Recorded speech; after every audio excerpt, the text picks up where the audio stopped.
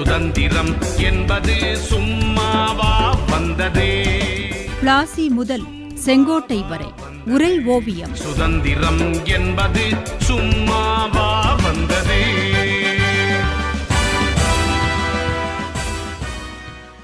Michelin மிரட்டலால் கோபமடைந்த சிப்பாய்கள் அன்று நள்ளிரவே இராணுவ முகாமில் பெரும் கூச்சலில் ஈடுபட்டார்கள்.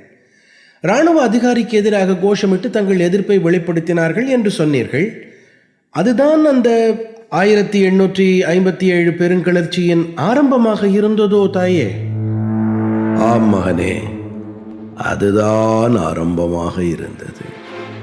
எப்படியெல்லாமோ சிரமப்பட்டு பல பேர் ஒன்றிணைந்து ஆங்கிலேயர்களுக்கு எதிரான தாக்குதலை பல்வேறு முனைகளில் இருந்தும் ஒரே நேரத்தில் தொடுக்க வேண்டும் என்று திட்டமிட்டார்கள்.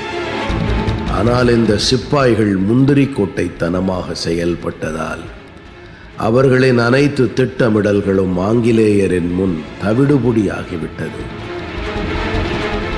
அந்த சோகமயமான நிகழ்வுகளை சொல்லுகிறேன் கேள் மகனே. வடக்கே 1857 திட்டமிடப்பட்ட இந்த பெரும் கிளர்ச்சிக்கு முன்னோடி தெற்கே 1801 1806 மேற்கொள்ளப்பட்ட கூட்டமைப்புகளும் கிளர்ச்சிகளும் தான். அரை நூற்றாண்டுக்கு முந்தைய அந்த கிளர்ச்சி எப்படி திட்டமிட்டதற்கும் முன்னதாகவே தொடங்கப்பட்டு ஆங்கிலேயர்களால் தெரிந்து கொள்ளப்பட்டு நசுக்கப்பட்டதோ அதே போலத்தான் இப்போதும் ஆனது. நம் மக்கள் அந்த வரலாற்றிலிருந்து பாடம் கற்றுக்கொள்ளவில்லை. அதனால்தான் இந்த திட்டமிடலும் வீணாய் போனது. ஆனாலும் இந்த இரண்டு கிளர்ச்சிகளுக்கும் ஒரு வேறுபாடு இருந்தது. 1806 வேலூர் சிப்பாய்களின் புரட்சி வேலூரை மட்டுமே மையமாக கொண்டிருந்தது. மீண்டும் மைசூரில் திப்புவின் வாரிசுகளை ஆட்சியில் அமர்த்துவது, ஆங்கில ஏகாதிபத்தியத்தை ஒழிப்பது என்ற கண்ணோட்டங்களுடன் அவர்கள் களத்தில் இறங்கியிருந்தார்கள். ஆனால் 1857 போராட்டம் நாடு தழுவிய அளவில் தேசிய எழுச்சியாக அமைந்திருந்தது. இந்த தேசத்தின் ஒவ்வொரு மூலை முடுக்கிலும் இந்த போராட்டத்தின் தீவிரம் உணரப்பட்டது. திட்டமிட்டதற்கும் முன்னதாக கிளர்ச்சியை தொடங்கி தோல்விக்கு காரணமாக அமைந்துவிட்டாலும் சிப்பாய்களின் அந்த உணர்வுகளை கொச்சைப்படுத்திவிட முடியாது. சமூகத்தின் மற்ற பிரிவு மக்கள் எப்படி பெரும் துயரத்தை சந்தித்து ஆங்கிலேயர்களுக்கு எதிராக ஒரு கிளர்ச்சிக்கு காத்திருந்தார்களோ, அவர்களை காட்டிலும் கடும் நெருக்கடிக்கு இந்திய சிப்பாய்கள் ஆளாகி இருந்தார்கள். மற்றவர்களிடம் ஓர் எதிர்ப்புணர்ச்சி மட்டுமே இருந்தது. ஆனால் சிப்பாய்களிடம்தானே ஆயுதம் இருந்தது. அதுதான் அந்த முதல் தீப்பொறிக்கு காரணமாகவும் அமைந்துவிட்டது. பிரிட்டிஷாரின் படைப்பிரிவுகளில் பணியாற்றிய அனைத்து சிப்பாய்களுக்குமே பொது சேவை சட்டம் என்பது கட்டாயமாக்கப்பட்டது. இந்த சட்டத்தின்படி ஆங்கிலேயரின் படைப்பிரிவுகளில் பணியாற்றும் அனைத்து சிப்பாய்களுமே ஆங்கில கம்பெனியின் ஆளுகைக்குள் இருக்கும் எல்லா நாடுகளுக்கும் சென்று பணியாற்ற வேண்டும் என்பது கட்டாயம்.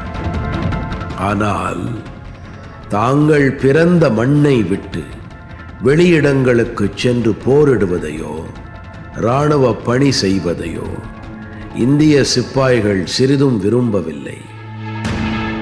இந்த சட்டத்தால் அவர்கள் பிரிட்டிஷார் மீது பெரும் அதிருப்தி அடைந்தார்கள். அதோடு கூட போர்க்கால சலுகை ஊதியம் ரத்து, இலவச தபால் சேவை ரத்து என பிரிட்டிஷார் கொடுத்த நெருக்கடிகள் அவர்களை பெரும் கோபத்தில் தள்ளியது. அந்த நேரத்தில்தான் இரண்டாம் ஆங்கிலேய பர்மிய போரும் தொடங்கியது.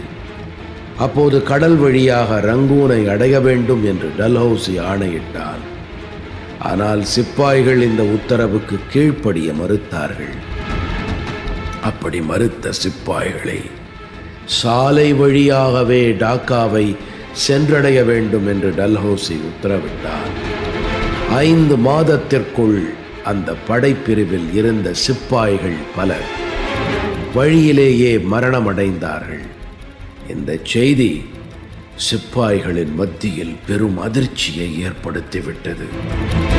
பசு பன்றிக் கொழுப்பு தடவப்பட்ட என்ஃபீல்ட் ரெட்ஃபீல்ட் தோட்டாக்கள் என்ற காரணம் ஆங்கிலேயர்களால் சொல்லப்பட்ட ஒரு சிறு காரணம் மட்டுமே. காரணம், இந்த கிளர்ச்சியை அவர்கள் மத ரீதியாக பதிவு செய்ய விரும்பினார்கள் என்பதுதான்.